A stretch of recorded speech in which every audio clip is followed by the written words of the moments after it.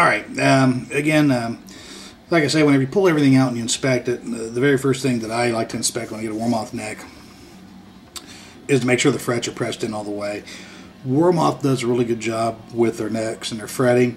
By reading the forums, a lot of people ask, are you going to have to level the frets, or you have to do a fret job? You've got about a 75-25% chance to your favor that you're not going to have to. From what I've read on the forums and from my personal experience. I've had one where I had to do a fret job. Most of them I haven't really had to do anything, or I've just had to come down and file the very last fret on the fretboard.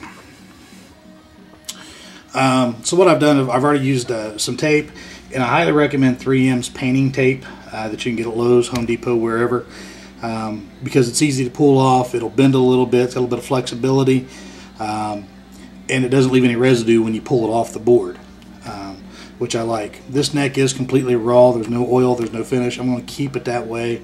A lot of guys like to oil them. I'll oil the fretboard and stuff to keep it from drying and cracking out. I like the raw feeling. I guess technically I could have problems down the road.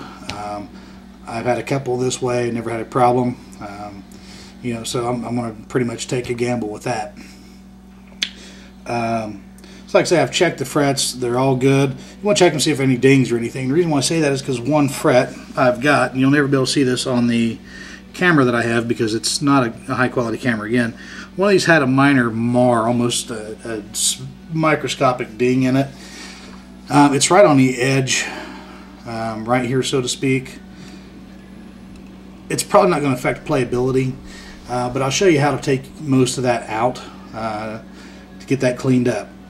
The one thing that they do is they also bevel the ends real nice. They got a nice 35-degree bevel, but they don't really finish them up on the edges, and they got a lot of coarseness oftentimes, and you want to clean that off. And that's why I've taped it off.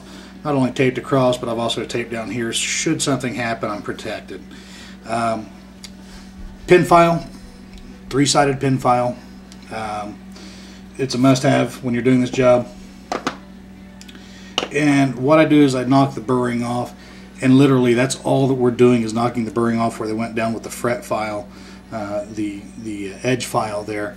It's just got a little bit of sharpness to it, not much. And the way that I do this, and I'll move on down the frets, is literally you just start it, get it flush, drag it back with a very little amount of pressure. I use a dragging motion with the file. I don't want to take a chance of sliding up and maybe denting this fret again. I didn't use stainless steel frets on this. I used regular frets. I like the way they sound. Stainless steel seems to be a little bit brighter, and that's okay if that's your sound, and there's nothing wrong with that. And that's the one thing that I love with guitars, with anything, computers, cars. You may do it a little bit differently. That doesn't make it wrong. It's just your taste. So I stayed with the standard type fret. These are the super tall, super wide, what, 6100s or 6105s, I can't remember what they were. I believe they're 6100s. And literally I'm just dragging that across there, and it's in a pulling, rounding motion. I'm not really putting any pressure. I've got just enough pressure on this with my finger to keep it from sliding around, and so I can have control over it. That's the other thing with the pulling versus the pushing. You have more control over the pull.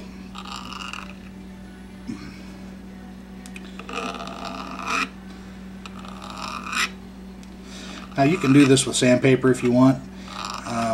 Use some like 1000 grit or something like that if you really wanted to do it with sandpaper. I don't like sandpaper. It is a little more forgiving should you do something in error, but you don't have as much control over it. I'm also going to polish these frets with a Dremel tool and a polish wheel. Like I said, they're not in bad shape, but I like for them to be super smooth and super slick. You can actually get some good steel wool and work these down and get a really good slick finish on it. Again, it's a matter of personal preference. I like the super slick feeling. I like pulling out the polish, pull out the Dremel tool and the little buffer wheel that comes with it. Since I paid for that buffer wheel, and when it came with the Dremel tool, I might as well go ahead and get my money's worth out of it. again, like I say, it's just a pulling motion. You kind of get a little bit flush, and as you start coming around that corner, just kind of rotate it a little bit. Actually, sometimes you have to rotate it a lot. And when I do a few frets, I like to just run my fingers down them, make sure that I've gotten everything. So if I got to back up and do another one, I can. And we just walk on down the board here. And you're going to find a few of these, like this fret here. I just did past this one.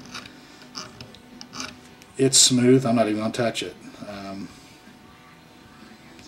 That one, maybe a quick rasp there. It's not going to be all of them that you're going to have to do. Wow. I run down to this end and they're all feeling really, oh, there's one. So we only do what we need to do. Keep it as simple as possible. And if you notice a little bit of a twang in my voice, contrary to popular belief, I am not a redneck. I'm from Southern Ohio, lived in the city, born in the city, raised in the city. However, the Kentucky twang sneaks up on us, and whether we want it or not, we get it. So, you know, I don't have a choice in the matter. It is what it is. Okay, like I said, I already done the bass side. I just did the treble side. See, it didn't take too long. So it took more time to actually put the tape on it and protect everything than it did actually do the file work. My goal in this particular build is, obviously, I'm getting a guitar out of it. Secondly, I want to show you guys what to go through.